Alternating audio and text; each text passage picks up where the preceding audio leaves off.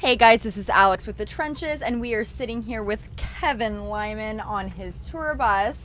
How are you doing today? Good. You know, it's always nice to come up to Toronto. I mean, the kids, it's always it's like second home for me.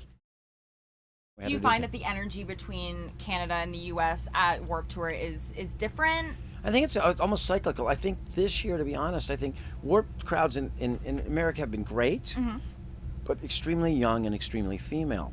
Yes. This crowd seemed really musical oriented.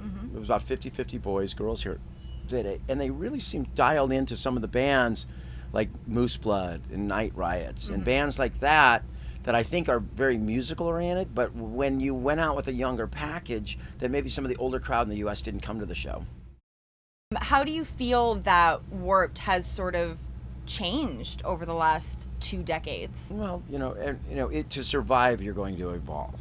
Yes. You know, truly deep in my heart, do I wish it was Bad Religion and Pennywise and No Effects and we had a skateboard ramp with a bunch of old skaters and stuff out there? Deep in my heart, probably yes. Would we still be sitting here talking? No. So to channel that energy, I'm doing a festival in Los Angeles called It's Not Dead Festival. Amazing. And I got 29 of the biggest punk rock bands, and we're bringing out the old skate ramp. We're building up a tent with all the pictures.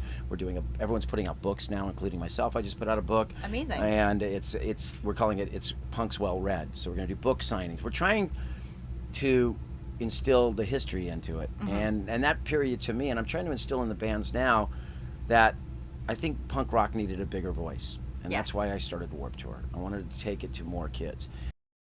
I think I've always maintained a very quiet lifestyle. Okay. I was working always, but when I go home, it's pretty much, if you walk into my house, you would never know I was in the music business. Interesting. I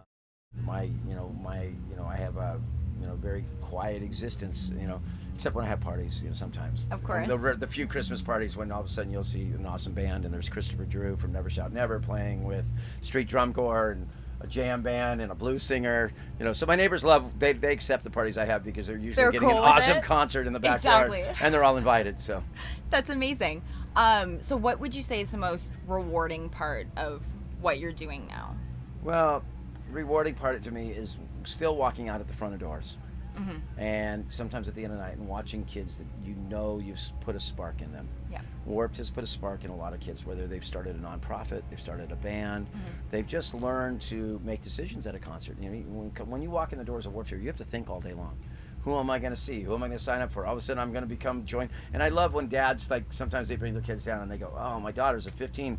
They're out of Warped. I go, just hang out under the tent, you're fine. But I'll tell you, they're going to come back painted. Yeah.